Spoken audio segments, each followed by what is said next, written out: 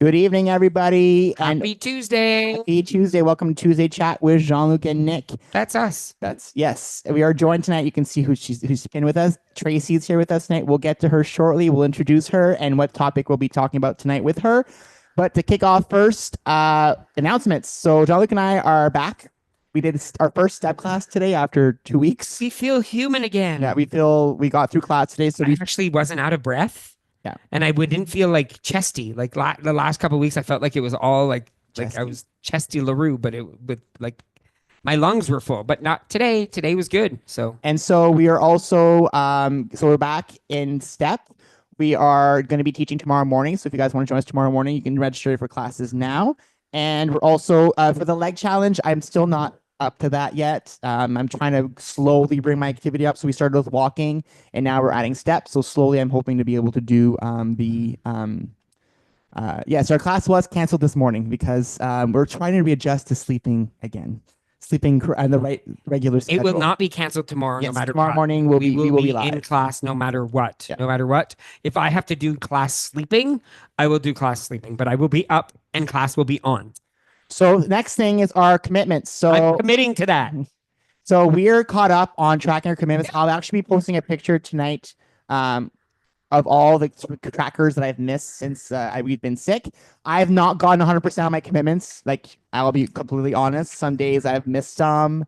Oh yeah. Today I'm just the canceled step. So today I'm not checking box that one. So we're pretty honest about what we're doing. But why I'm raising this is because I want to show you guys the new improved stats section on the website. So I showed it last week to all of you what it looks like. But here's there's been a slight change and improvements on the page. You'll see now your statistics at the top. You'll see what date the data was last updated. So it was updated today. How many days you've done in Kickstarter so far? 29. How many days you've submitted your commitments? So I've only one, but I've actually caught up. I submitted all the rest of mine today. He just hasn't updated it. So once I do an update, I'll be at 90. I'll be at 100% as well. Your Kickstarter score. Your Kickstarter score is how many trackers have you submitted on our website? So that's all it calculates. So if you submitted every single day, then you're good. You got 100%. If you submitted half of them, you'll have 50%. That's how it's calculated. And at the end of Kickstart, you'll actually get a certificate that says what your percentage is. Again, I want to reiterate that is how many times you've actually tracked the fact that you tracked either you did it or you didn't do your commitment. So it's not how many commitments you actually completed. It's I tracked the fact that I committed to doing it or I did not do it. Either, as long as you tracked.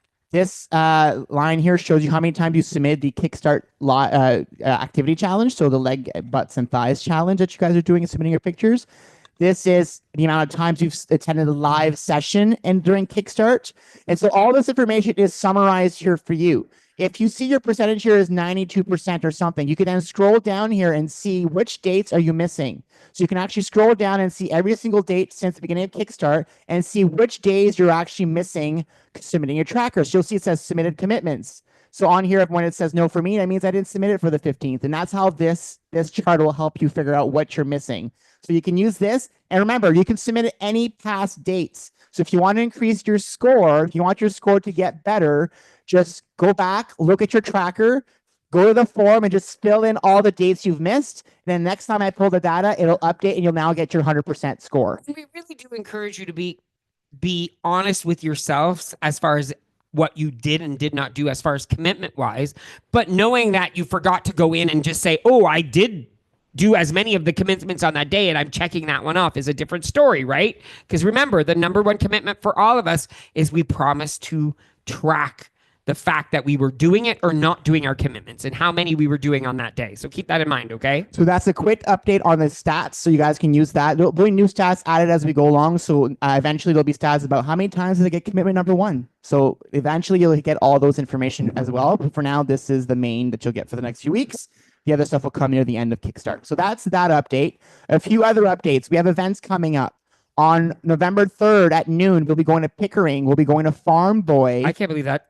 is already coming up. Yeah. That's mind-boggling. And we're going to go to lunch and then Farm Boy. So lunch will be Moxie's, followed by Farm Boy shopping. We're going to do some groceries, and you'll be there with us. So we're doing that on November Come to the groceries 3rd. with us. Then on November 17th, we're going to St. Jacobs in Waterloo, or in the Waterloo area. We will be doing the Christmas Village there and then going to dinner. So again, that's starting at 2 p.m. on November 17th. Then a new event we just came up with on December 14th.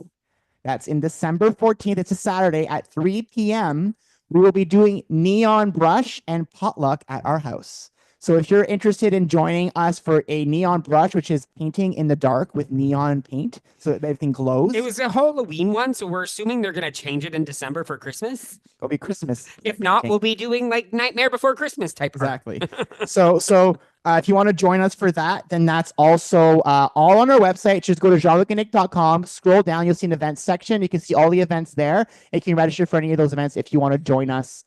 So we ask you to register even if you're just interested, so we can send you the information, and then we then go ahead and get the more detailed information and confirm if you're interested in coming, and that's how we end up getting the group. Yeah, so even if you're just interested and you're not sure, I would recommend saying yes. Give me the information so I can make that decision on if I'm available or if I can make it or not. Exactly. Other announcements is US Epicure. Yes. So you all know our lovely 3 Canadian. No, what am I talking about? Our lovely winner, Roxanne from Sudbury, won the Epicure Mystery Host Party. Yay, Roxanne! Woohoo! She won over $460 some odd worth of products, 5 items at 50% off. So that's an awesome thing. We currently have a US party still open right now. The US party has not closed. It will close officially on the 17th. So this Thursday. So if you're interested in winning, minimum, if you place one order, you get a ballot. If you do if you place an order over $50, it's per $50, but we round up. So we're good like that. So if you place an order of $30, you get a ballot. If you place an order over $50, you get 2 ballots. So we're working on that right now. Our US US right now. This is for the US. You can still order if you're Canadian, though. If you're Canadian, don't worry about it. Please feel free. But if you're interested, just reach out. If you haven't, just check out our website, Jean-Luc and Nick /Epicure to place your orders. And also, as always, the mystery winner as well. We'll end up picking one person out of all the US orders to be our mystery host and win some free Epicure prizes. And so you're all aware, Epicure, all the sales and proceeds for Epicure go back to Kickstart Free. So anytime you guys make a purchase on Epicure, you help support, what we're running right now. So that's the announcements for today. So let's kick off today's session. So today's about mental health. As we've been saying, our Tuesday chats during Kickstart have been all about a specific topic, and we're never geared Kickstart to be just for weight loss. We geared Kickstart to be a life and wellness, 6-week adventure with us. You guys can work on anything you want. You can work on your mental health. You can work on your weight loss. You can work on fitness, anything you want. So finances. But the thing is, the mental health part kind of covers everything in that realm. What happens to your finances when you're not in a good mental health spot? What happens to your fitness when you're not in a good mental health spot?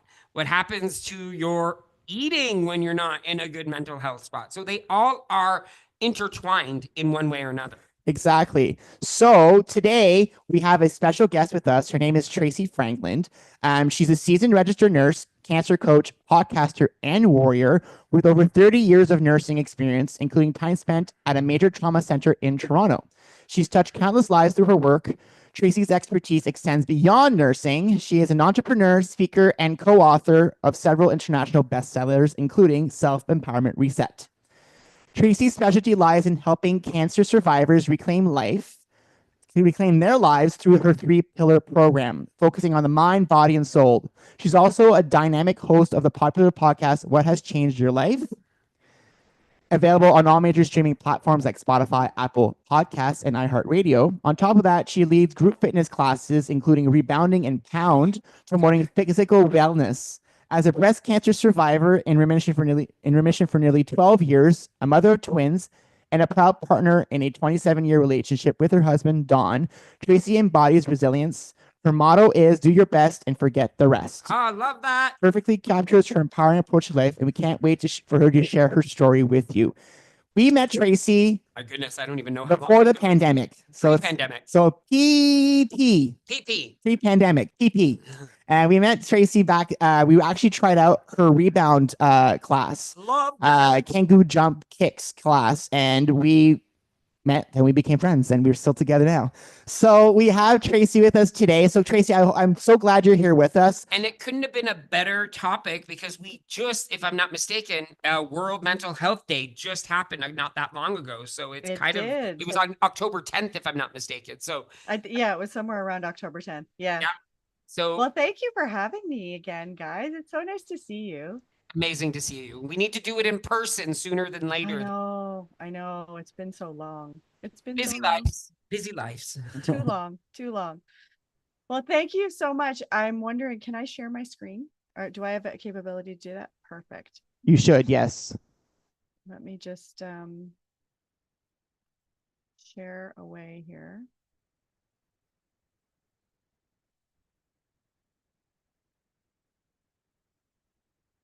Okay, hang on 1 second.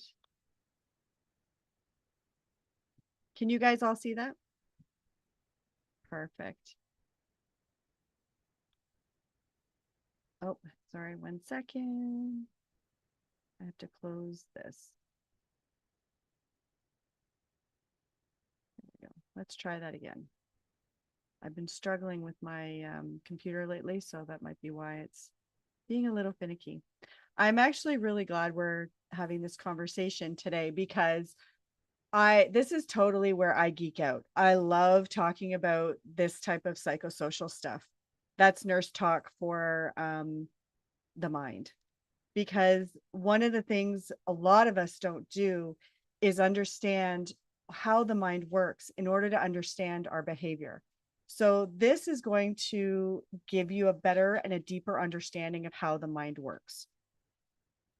So the mind is divided into 3 parts: the conscious mind, the subconscious mind, and the unconscious mind. So the conscious mind is the forefront of your mind. So some people consider the unconscious mind to be part of the subconscious mind together, and therefore consider the mind in 2 different parts. The conscious mind, the forefront, represents 10% of your brain capacity.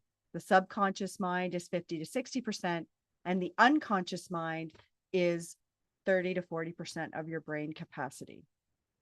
So the unconscious mind lies 1 level below the conscious mind, and that's where your memories are stored.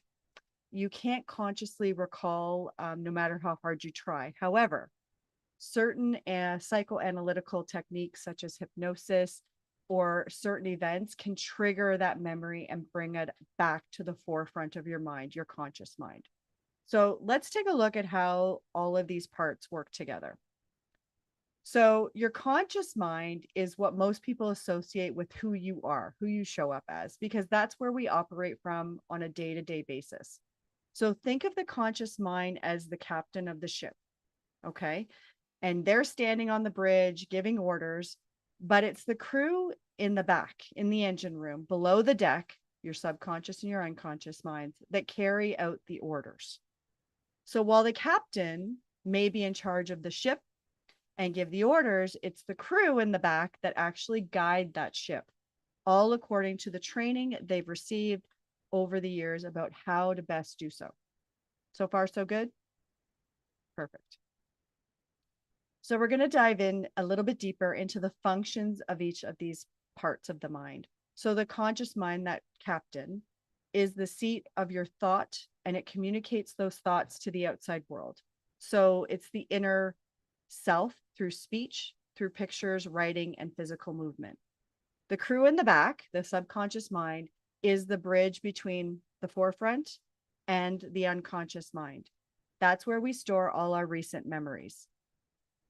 The subconscious mind also controls bodily functions that we don't even think about: breathing, digestion, heart rate. Our body just does those things.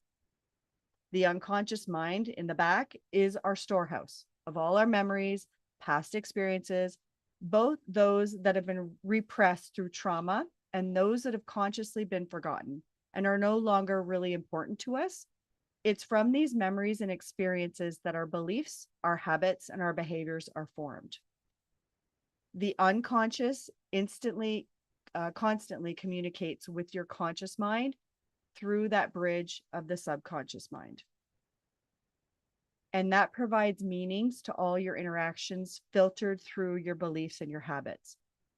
So that unconscious mind communicates those feelings, emotions, and also intuition. Another analogy of how the mind works is imagine your mind like a computer. So your conscious mind is the keyboard and the monitor. The data is put in through the keyboard and the results show up on the monitor. So your mind works the same way. Information comes in from the outside world and you perceive it instantly in your conscious mind, in the forefront of your mind. Your subconscious mind is like the RAM on your computer. And the RAM is where programs and data that are currently in use, your folders, are kept so they can be easily accessed by the computer's processor. So the RAM is much faster than any other types of memory.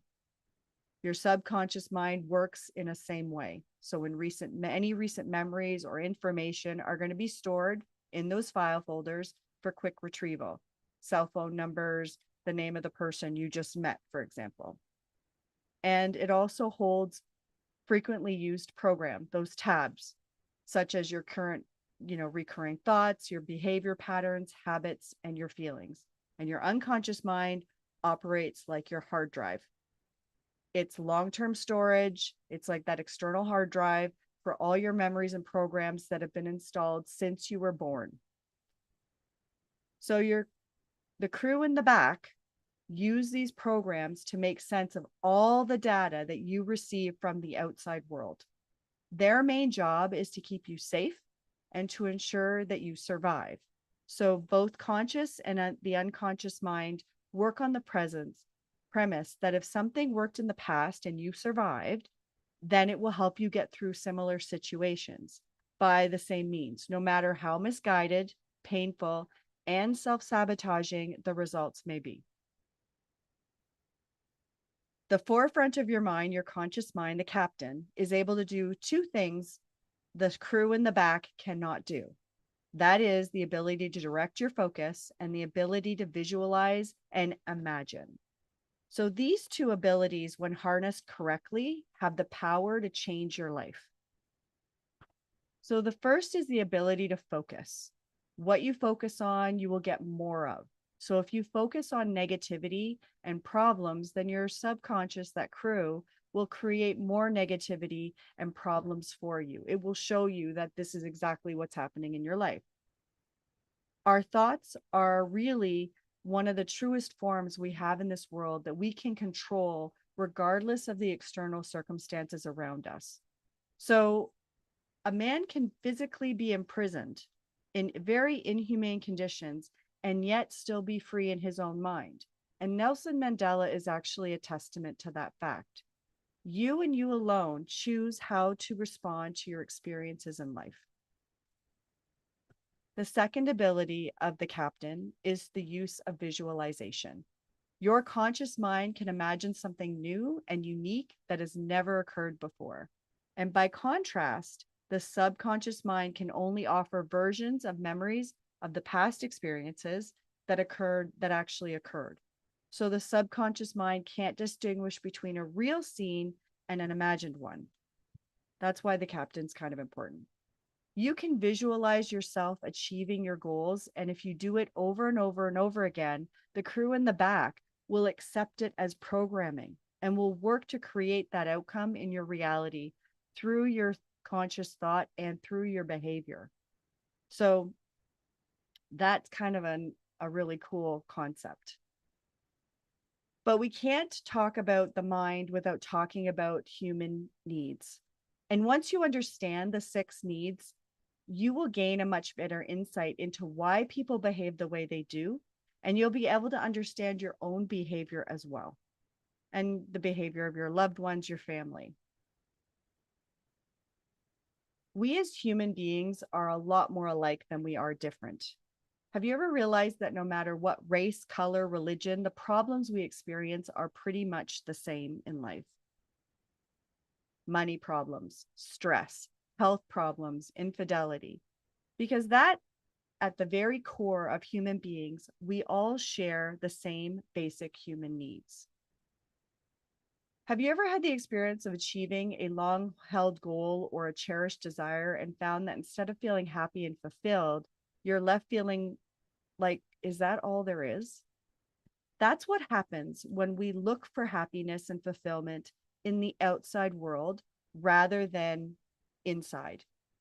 Now, don't get me wrong, it's great to set and achieve goals, absolutely. And a large portion of what I do is focused on that. But there's more to life than achieving goals. We have to have our 6 basic human needs fulfilled in order to experience true happiness and fulfillment. So, whatever we do in life, we do to meet these 6 basic needs: the need for certainty, the need for variety, significance, love and connection, the need for growth, and the need for contribution. And I'll be discussing each of these in a little bit more detail. But for now, I want to just quickly talk about Maslow's hierarchy of needs, which is similar to this. And those of you who have studied psychology are going to be familiar with this.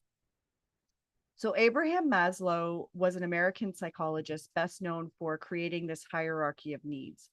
So at the bottom of the pyramid are the most basic physiological needs that humans have to have: breathing, food, water, sex, sleep. Safety is next on the list, and that includes security in all aspects of your life, from your own physical well-being, financial security in the form of a job or some income coming in, the safety of your family, your property, and so on. Now, these 2 bottom needs, the physiological and safety, correspond to the need for certainty.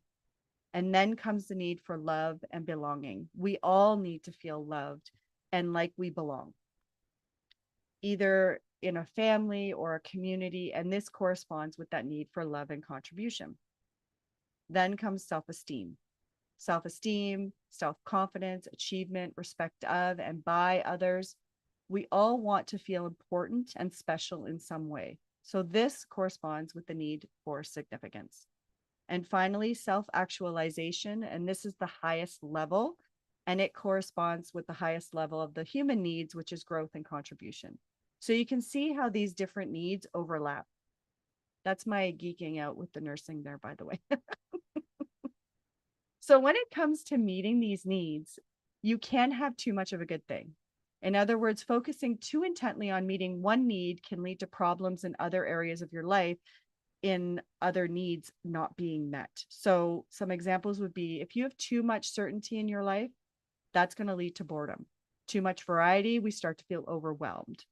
In order to feel significant, most people will stand out in a negative way and be, because they want to feel special and stand out from the crowd, but that can lead to feeling alone with no connection to other people. Love and belonging, too much leads to codependence and lack of self-esteem, believe it or not, if we are too clingy with people. Unfortunately, sometimes women can be prone to this. Growth and contribution, these are the highest needs, like I said, and typically we only pursue them once the other needs have been met to some extent, though it's not always the case. Now, as humans, we exhibit different behaviors in order to get these needs met. So they fall into 4 different categories. Category 1 is it feels good and is good for you. It's also good for others and serves the greater good. Category 2, it doesn't feel good, but it's good for you. It's good for others and serves the greater good. Category 3, it feels good, but it's not good for you. It's not good for others, nor does it serve the greater good. And category 4, it doesn't feel good, neither is it good for you. So keep those in mind as we go through the different, the 6 human needs. So the first one is the basic need, which is the need for certainty. If this basic need for certainty is not met, you're going to experience all sorts of problems in your life. Your brain literally goes into code red, and you will start doing anything to meet this need. There will definitely be periods in all of our lives of uncertainty, periods where you may lose your job, your relationship may end, you may have a health scare, have to relocate somewhere else. And when you face uncertainty, your body goes into survival mode and tells your brain to stock up. So it could be stock up with food, stock up with money, I've done the stocking up food for coping, which has happened in my life. Other people might use money. The reptilian brain, which is part of the brain I'm going to chat about a little bit later, when you don't have uncertainty in your life, that's going to trigger that part of the brain, that reptilian brain, which is focused on survival. And that brain perceives the uncertainty, sends signals to your body. Hard times are coming. We need to stock up now. Okay. So far, so good. I know I love talking about this stuff. So other ways to gain certainty are taking control of your external environment, your external physical environment, cleaning up, tidying up. You don't feel certain inside, so you attempt to gain control over your external environment. Have you ever had an important project or a deadline that you've had to meet and found yourself busy cleaning up your desk instead? I've done that many times. The project's not complete, but it feels really good to have an organized desk. And other ways people try to get that sense of certainty by trying to control everyone and everything around them. That's where the control freaks come in. And another damaging one that people do is negative labeling of themselves. People apply negative labels to themselves to avoid situations that leave them feeling uncertain. So a person might tell themselves that they're an introvert in order to avoid social situations that make them feel uncomfortable. Another example is a person may label themselves as a procrastinator to avoid situations where they have to do a project that makes them feel uncomfortable and less certain. Other people may get a sense of certainty by following the same routine every day, day in, day out. They go on vacation to the same place every year. They do the same things they did last year and the year before. While this gives them a sense of certainty, the problem is doing things sometimes this way doesn't allow for you to grow. And if you own a business, this can be also dangerous because you need to keep innovating. You have to find out different ways of doing things. So that is other levels of ways to gain certainty. Some people use relationships as a way to make them gain certainty, being in a steady relationship. Many young people fall prey to this, thinking that getting married, for example, will give them a sense of certainty. Then they get married and they find a host of new problems and challenges that they have to deal with in any marriage, and even if they have a good one. That's because relationships are challenging in and of themselves. So there goes your sense of certainty right out the window, basically. But engaging in negative behavior isn't the only way people get their need for certainty met.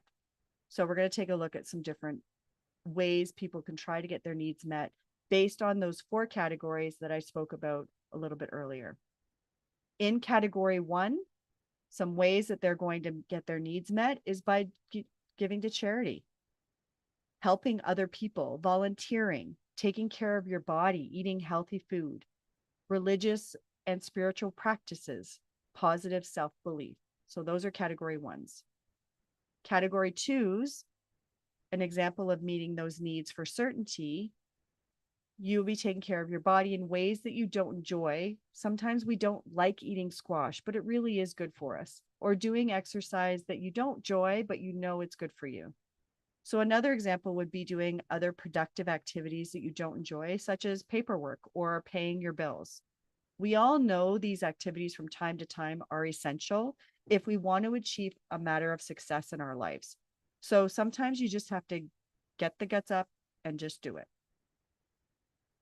Category 3, that's where might not be good for you.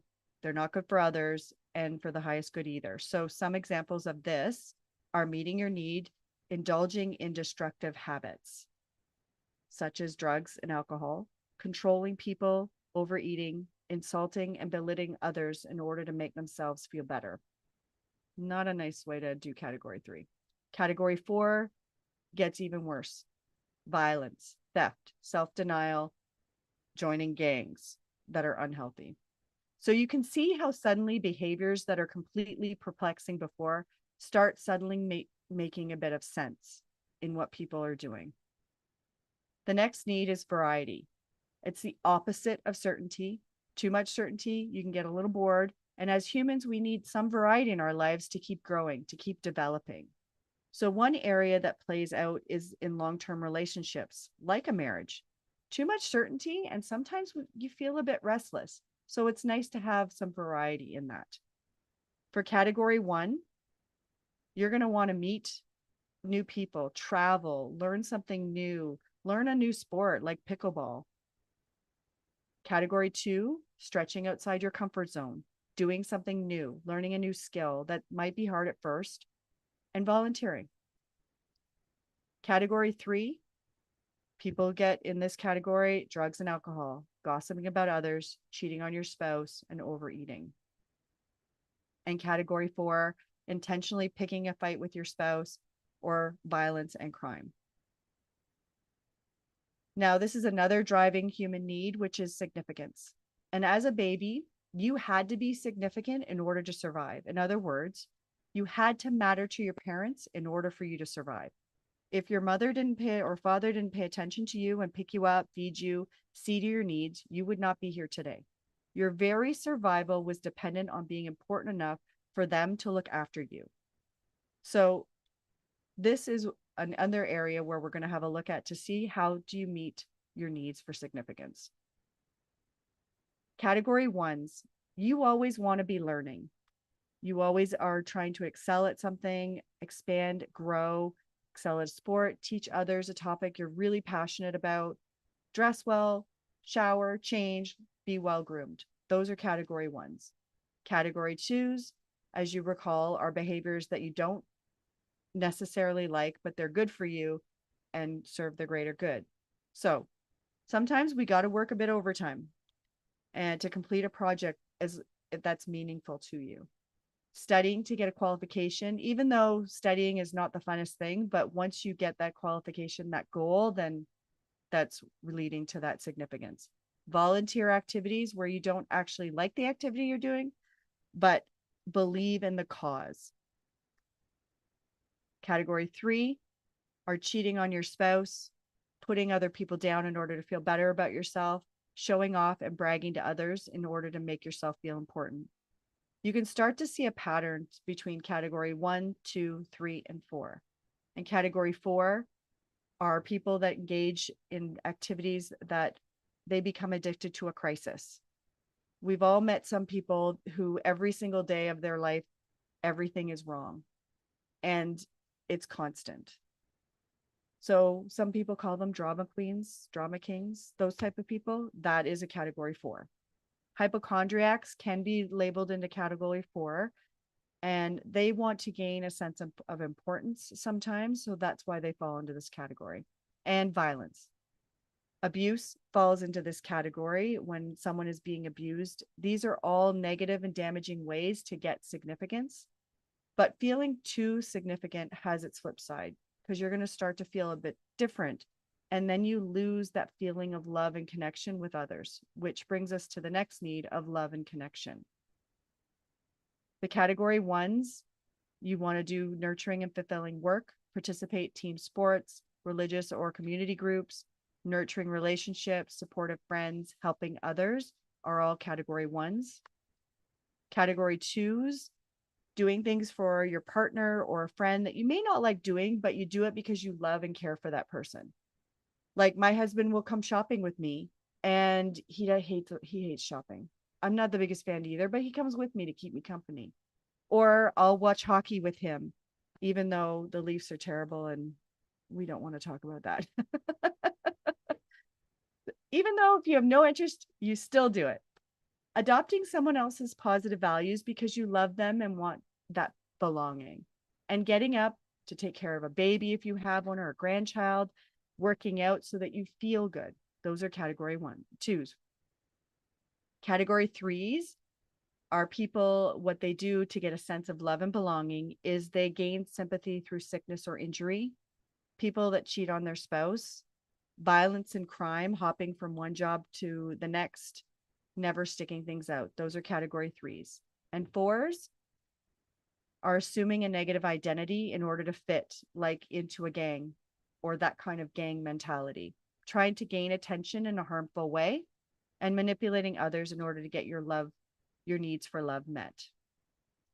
So, as I said before, growth and contribution is the highest level where a person feels totally and deeply fulfilled. So, in order to reach the level of growth and fulfillment, you generally need to have 4 other needs met.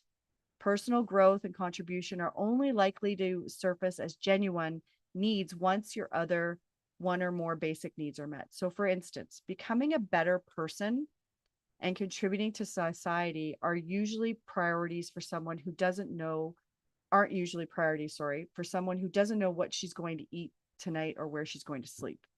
So that's not always the case, but you can contribute greatly without your basic needs being met. Again, going back to that Nelson Mandela analogy, who was imprisoned and had his basic needs denied, yet he contributed greatly to making South Africa the democracy it is today. So you can have growth and contribution without your other needs. So it's a bit of a catch-22 sometimes. But these two things are so important for overall happiness and a sense of fulfillment in life. People are always asking, what is the secret to fulfillment in life? This is it. And growth and contribution make the world a better place in general. So, since growth and contribution is a positive force, it's usually only met through category 1 behaviors. So here are 3 category 1 ways that you can get your growth and contribution met. So learning new things, always volunteering and giving back, and mentoring others and being mentored by others contribute to getting that need for growth and contribution filled. As we went through the examples of how people meet their needs, you may notice that several needs can be met with one behavior or activity as well. So for example, learning new things meets the need for variety, significance, growth, and contribution. But on the flip side, on the negative side, having an affair, for example, meets the needs for variety, significance, and love and connection. So you can keep in mind that the more needs an activity fulfills, the more powerful the activity is, and the stronger the pull it will have in the individual, positive or negative. So you want to look for positive ways to meet your needs. So take a moment to think of behaviors that you engage in regularly, particularly ones that are kind of counterproductive. What needs are you trying to meet through these behaviors? And how can you meet these needs in a more positive, constructive way? Because that simple activity can free you of a lot of behavior you may have been indulging in unthinkingly. It will also help you understand other people's behavior in life. So the pain pleasure principle is also what drives human behavior. All human behavior is driven by these 2 forces, the need to escape from pain or the desire to gain pleasure, which in most cases is meeting some of the most basic needs we spoke about earlier. So think about something as simple as eating chocolate, because I love chocolate. So we're going to use that as an example. Why do we do it? Why do we eat chocolate? We know it's not the greatest thing for us, but the reason is we gain pleasure in that moment when we eat the piece of chocolate. So what about something like getting up on a cold winter morning and going to a job we don't like?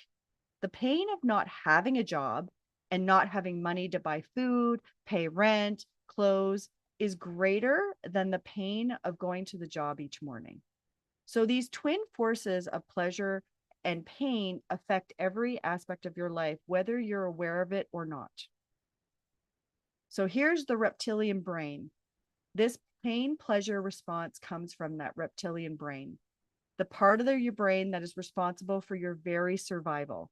We are hardwired to move toward pleasure and away from pain. And whenever our reptilian brain senses pain, which it equates to danger, it activates that sympathetic nervous system, the fight, flight, freeze, fawn response in our body. Either we fight the circumstances or we run, we freeze, we fawn. The problem is that these responses are not always appropriate to modern times. So in prehistoric times, when the body perceived danger, the threat of pain, in the form of a wild animal, hostile tribe, or whatever the danger was, fight, flight, freeze, fawn was the appropriate response. Stress at work or a traffic jam is perceived as pain, and the body triggers the fight, flight response, which is not necessarily appropriate for today's times. But the real problem comes when we link pleasure to things that are destructive and pain to things that are actually good for you. So we're going to take a look at some examples of pain and pleasure associations that are more harming rather than helping. So for example, somebody that's sadly addicted to drugs links pleasure to taking drugs, even though they know this habit will cause pain in every area of their life and possibly their demise. There's another example. Let's say you're trying to lose some weight, but you love chips, because I love chips. That's another thing I love. Chips gives you pleasure. And the pleasure it gives you in the moment is greater than feeling unwell after you've eaten the bag. So now we're going to look at the opposite side of the coin, associating pain to something that's actually good for you. So let's take the classic example of exercise. Lots of people associate massive pain to exercise, and therefore they don't do it.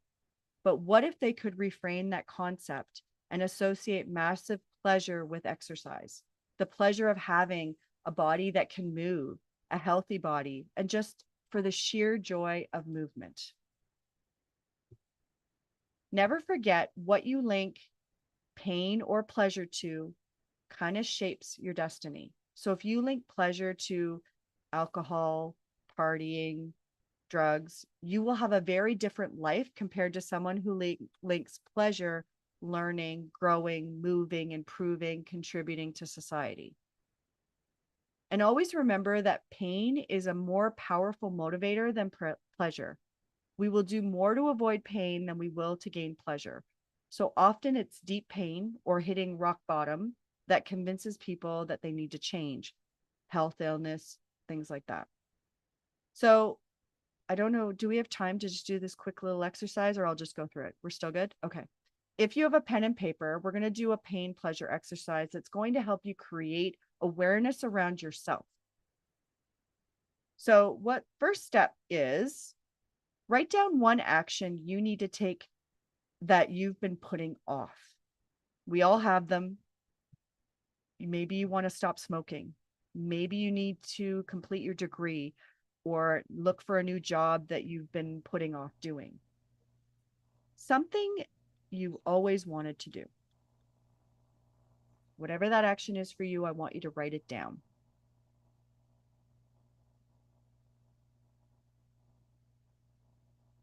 Once you're done, we're going to move on to question 2. I was just going to say number 1. Yes.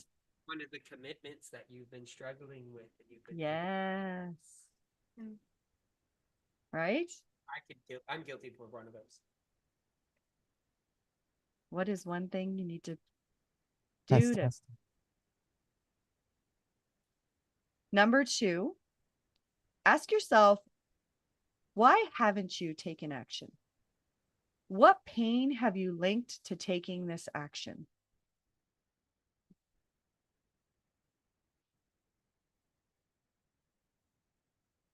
These questions that we're doing are going to help you uncover the pain that you've linked to an action. And it doesn't always have to be something profound, by the way. It might be simply the pain of taking time out of your busy day. It can be as simple as that.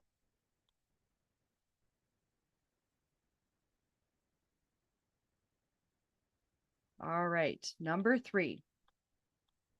Write down all the pleasure you got from indulging in this negative activity. You heard that correctly. Because we all get a payoff when we do some of these things. There is a payoff. So what is it? So let's use that smoking example. What pleasure did you get each time you had your cigarette? Was it instant a stress relief? Maybe it was a sense of belonging, right? Or if you are trying to lose weight, then what is the payoff when we do things and eat foods that don't nourish our body like it should? You might be depriving yourself of the pain of not eating your favorite foods and at the same time getting pleasure that comes from eating those foods. So it's write those reasons down. Number 4, write down what it will cost you if you don't change now. That's a big one. What's it going to cost you physically if you don't stop smoking? What's it going to cost you emotionally?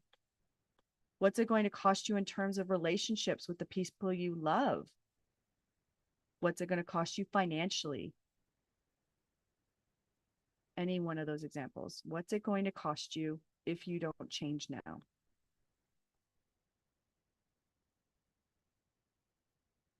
And I want you to imagine what it's going to cost you 5 years down the line, 10 years down the line, if you keep doing some of the habits you're doing. And I want you to, when you write down your answers, tap into that. Tap into how it's going to make you feel if you're 5 years, 10 years, you're still here. Tap into those feelings. Now, I want you to write down for number 5, the pleasure you will get if you take action. How's that going to make you feel? If you actually do the thing that number 1 that you said you've been putting off and you actually do it. How's that going to make you feel?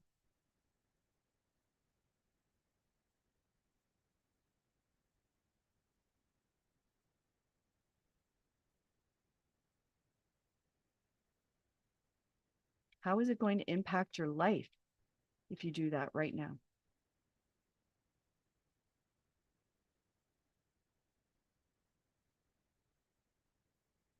Now that you have this list, I want you to read the list every morning and evening for the next 30 days. Whatever action you want to take that you've been putting off, you might do it tomorrow. So that means you don't have to read it every morning and every night. But if you haven't done it, read it till you do it. So that's your homework. That's your action steps. So in conclusion, understanding how the mind operates through the lens of the 6 basic human needs, through the pain pleasure principle, and understanding the conscious mind, the subconscious, and the unconscious mind offers invaluable insight into personal development.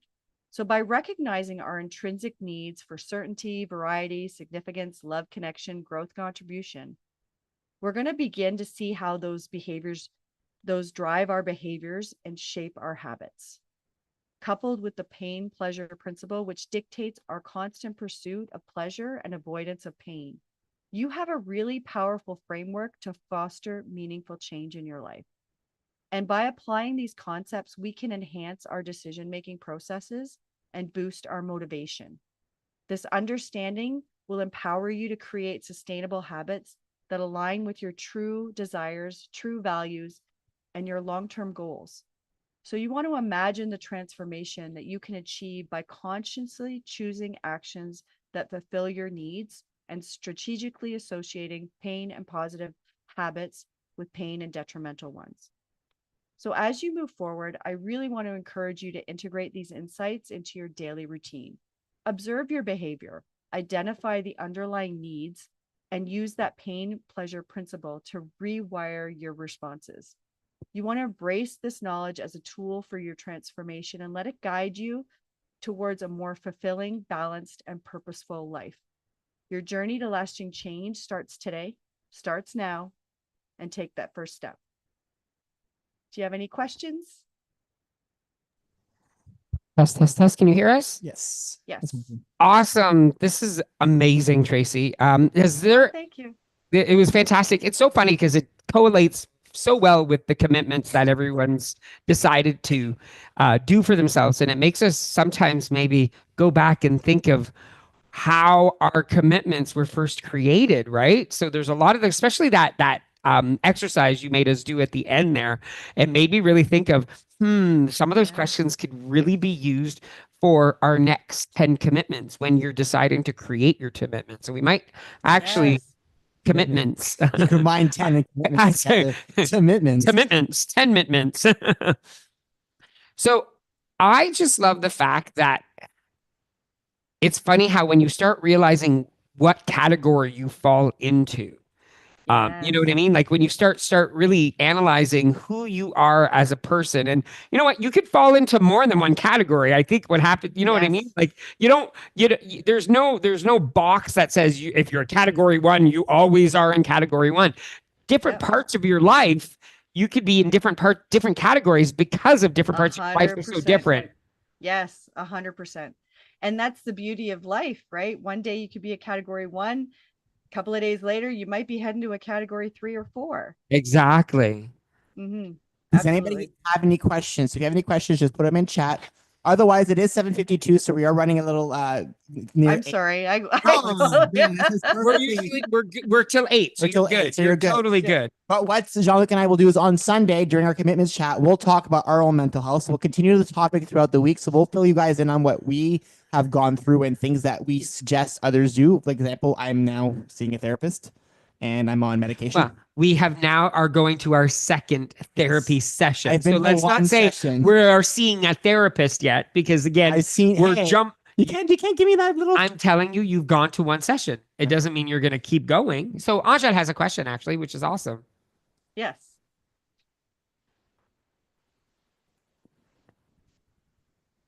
Hi, Tracy. Hello. Nice to meet you. Thank you very much for your talk. I don't know if you heard me talk at the beginning of September, but there's a really big link with the talk that I gave and the one you just gave. I love that you mentioned the Tryon brain. We talk a lot about, I'm a self-reg teacher coach with our school board, and we talk a lot about the red brain and the blue brain with our kindergartners. We actually teach the blue brain and the red brain. So I love your little picture of the fight or flight, the two men there from many, many years ago. Yes. I love the link that you've made with the red brain and the fight or flight. So I really appreciated that section. Thank you. Thank you. Thank you for saying that. I appreciate that. I never know when I do these things because I get right into it, right? So sometimes I like, are people do they want to hear Everyone this? stayed, so they listen. Everyone stayed, so they're all listening. Oh, fantastic. So the researcher that we go with is Dr. Stuart Shanker. Have you heard of Dr. Stuart Shanker? I've heard the name. I don't know if I've read his stuff before. Yeah, he's the one that talks about all behaviors are created through stress factors. And stress factors are through 5 domains. But very similar to your talk. I loved it. Thank you. Awesome. Thank you very much. Thanks, Ajad. Thanks. So Stacey. Thanks, on that note, so what we'll do is Tracy will post her information in the Kickstart group because Tracy's also a life coach. She does classes. So if you're interested in doing more stuff with Tracy, she'll share information on either the Hello or the Kickstart group, either one that you want, Tracy. You can choose whichever one you want. And so she'll share information so you guys can follow her along on her social platforms. And she's coming back. Will be back. So when Tracy submitted her topic ideas, she sent 4 of them. So we will do all 4. So Kickstart in January, Tracy will be back. So we're going to work with her to schedule a date again in January for our 6 weeks starting then.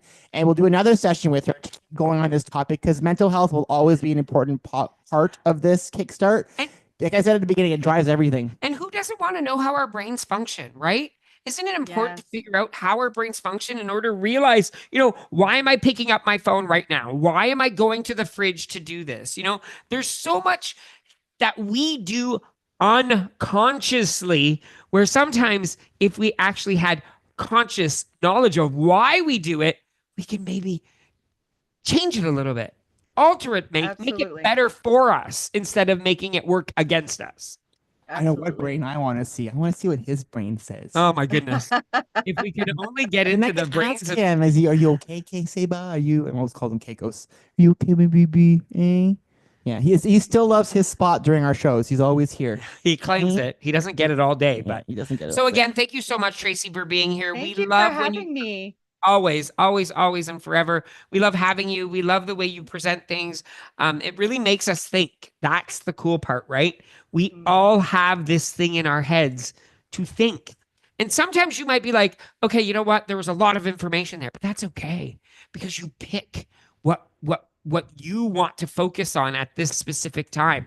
Because you're not going to be able to, absorb everything all at once. We're not made to do that except for people that have like photographic memories, not me. So remember, the more you do something, the more you read about it, the more you learn about it, the better you get at it, the more you understand it, and the more you understand yourself in the long run. On that note, we will Exactly. end the live chat. We'll stick it behind for those of you in Zoom, so we'll be right back, and then we'll give you guys the code word. It's already in chat, but I'll say it out loud. So give me 1 second as I end the live feed.